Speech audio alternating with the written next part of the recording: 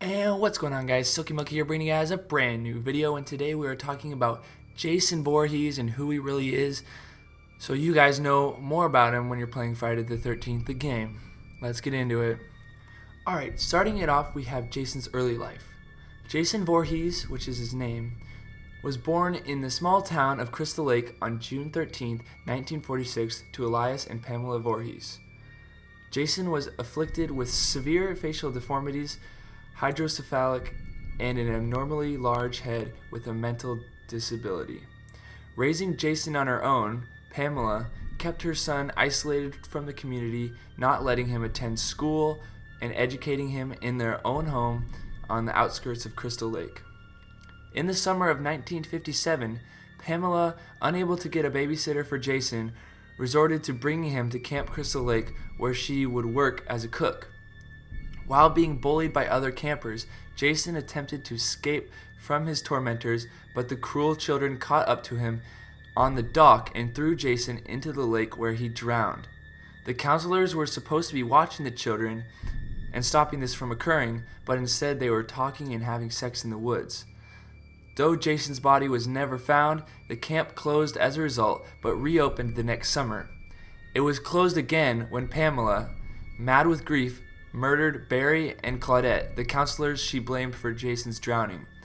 Pamela was never suspected of the murders, and all subsequent attempts to open the camp ended in failure, presumably due to the sabotage on Pamela's part, resulting in the camp being nicknamed Camp Blood by the locals, who came to believe the area was cursed.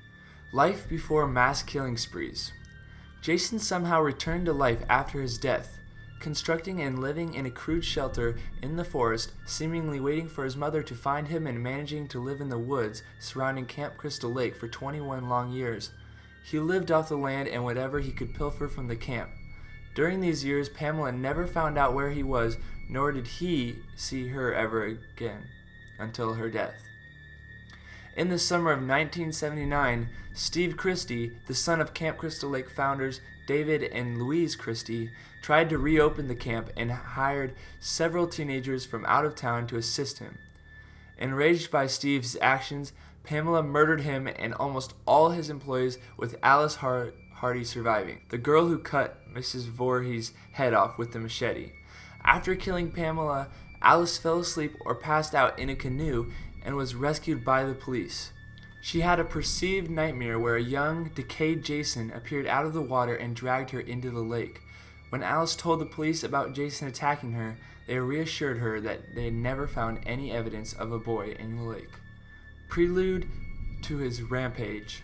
After his mother's murder spree, Jason, having apparently witnessed his mother's death, grabbed her sweater, pants, severed head, and the machete that killed her and returned to his shack with them, placing the objects on a crude altar he had constructed. This is what we see in the game when Jason spawns in the shack. 2 months after Pamela's death, around when Alice returned to Crystal Lake to face her demons, Jason soon left the woods and entered the town in search of his mother's killer. Jason somehow tracked her down to her apartment. There, he snuck inside and stabbed her in the head with an ice pick after scaring her by placing his mother's head in the refrigerator. Escaping with Alice's body, Jason placed it at the foot of his mother's shrine. That might be the decayed body next to Pamela's altar, but there were also a lot of other people that were dragged into his shack, so I will do a full video on this altar later to clear it up. The Rampage. Jason's mass murders began in the summer of 1984 when he learned of a new group of camp counselors occupying the nearby Packanack Lodge. Determined to destroy the trespassers, he began to watch the group closely and stalk them to their deaths. Jason attacked Packanack Lodge in the middle of the night, murdering the 6 would-be counselors who had decided to stay behind instead of going into town for one last night of fun. Hiding the counselors' bodies and bringing at least one to his shack, Jason stayed in the lodge awaiting more victims to present themselves. When Paul and his assistant Ginny Field returned, Jason knocked Paul out and chased Ginny through the grounds of the lodge and then all the way back to his shack, where Ginny discovered the shrine erected to Pamela. Aware of Jason's history, Ginny dawned on Pamela's sweater and tricked Jason into thinking she was his mother, distracting him long enough for Paul to appear. As Paul and Jason fought, Ginny grabbed the machete used to kill Mrs. Voorhees and slammed it into Jason's shoulder, the blow knocking him out. Despite the severity of his injury, Jason recovered and followed Ginny and Paul back to the Packanack Lodge, where an unmasked Jason crashed through a window and attacked Ginny, causing her to black out. The next day, a bewildered Ginny was found by paramedics, but Jason and Paul were nowhere to be found. Reaching a small store, Jason killed the owners and stole some new clothes.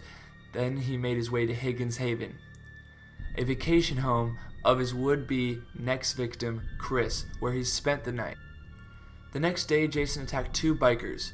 Before moving on to Chris's friends, killing them one by one, he acquired a hockey mask from a boy named Shelley Finkelstein, and using it to replace his burlap sack, which he had earlier lost.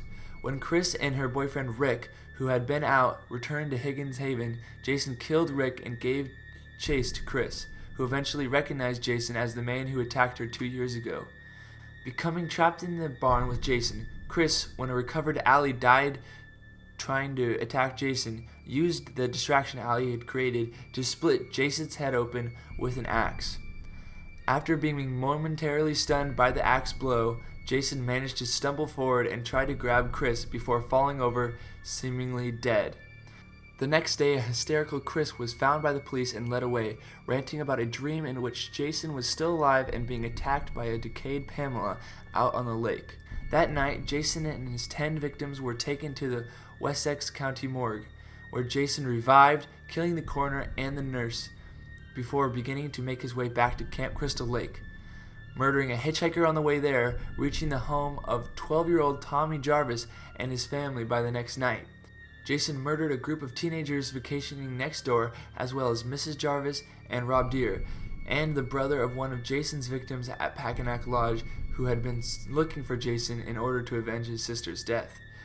Going after Tommy and his sister Trish, Jason's rampage was brought to an end when Tommy, using some newspaper clippings belonging to Rob as a reference, altered his appearance to resemble a young Jason, which distracted the killer and allowed Tommy to strike him in the head with Rob's machete, causing Jason to topple over forward, pushing the blade even deeper into his skull. As Tommy and Trish embraced Tommy, noticing that Jason was showing faint signs of life, grabbed the machete and began hacking away at Jason's body, screaming, "Die, die, die," over and over. The Jarvis siblings were found a short time later, and Jason's body was buried in Eternal Peace Cemetery. Though most officials were apparently misinformed and believed the killer had been cremated, killing 30 teenagers and adults in space of only few days, the summer of 1984 was Jason's bloodiest year ever. Copycats and Resurrection. 6 years after killing Jason, Tommy Jarvis, who had been in and out of institutions since his encounter with Jason, was sent to the Pinehurst halfway house. Shortly after Tommy's arrival, residents of the area started being killed off at an alarming rate. The brutality and seemingly random nature of the murders causing the authorities to fear that Jason had somehow returned. The one responsible for the new killing spree revealed to be a paramedic named Roy Burns, who had snapped and began copycatting Jason after his death of his son at Pinehurst.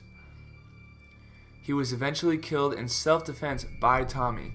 Due to Roy's killing spree reawakening his deep-seated fear of Jason, Tommy, already unhinged and suffering from visual auditory hallucinations, has a psychotic fit and nearly became another Jason copycat, donning a hockey mask that had greatly resembled or somehow actually was Roy's mask, brandishing a knife and coming close to killing his friend Pam Roberts.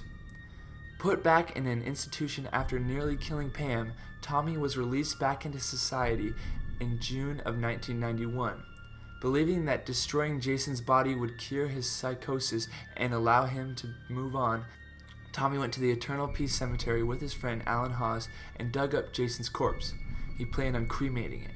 Unfortunately, the sight of Jason's body caused Tommy to have an episode and attack the rotted husk with a metal fence post. Calming down after stabbing the body several times, Tommy left the fence post embedded in Jason's chest, which led to Jason being resurrected when the post acted as a lightning rod, attracting several bolts created by an oncoming storm. Rising from the grave, Jason killed Hawes, and after seeing Tommy running, he put on the hockey mask that Tommy had left behind and began making his way back to Camp Crystal Lake, which had been renamed Camp Forest Green. After a day of traveling on foot and killing everyone he encountered, Jason reached the camp and killed 2 active counselors. Moving in on the children, Jason was drawn away from them as Sheriff Michael Garris and 2 officers appeared to investigate the lack of communication with the camp. Easily dispatching of the officers, Jason briefly struggled with the sheriff, but in the end managed to finish him off as well. After killing Garris, Jason attacked his daughter and the only remaining counselor, Megan, but was lured away from her and into the lake by Tommy. Attempting to drag Tommy out of his boat and into the water, Jason was set on fire and chained to the bottom of the lake by the young man, who he still managed to drown. Struggling to free himself, Jason tried dragging Megan under as well as she tried to save Tommy, but he was left paralyzed when the girl used the detached motor of Tommy's boat to cut into his neck and breaking it. Megan successfully resuscitated Tommy, leaving Jason trapped at the bottom of the lake. And that's going to conclude our video for today of the part 1 of a 3-part series for Who is Jason Voorhees. Thank you guys so much for watching. If you made it this far, that's mad respect because it's probably cringy, but whatever. Make sure to like the video. Put a lot of hours into this video. It took me almost the whole day. I wanted it up by 12 on Wednesday. I probably will throw it up by 12 on Thursday. So please leave a like and subscribe for part 2 and part 3 of this 3-part series. And I will be doing a lot more Friday the 13th videos. So make sure to subscribe and like. And it's been your boy Silky Milky. Peace.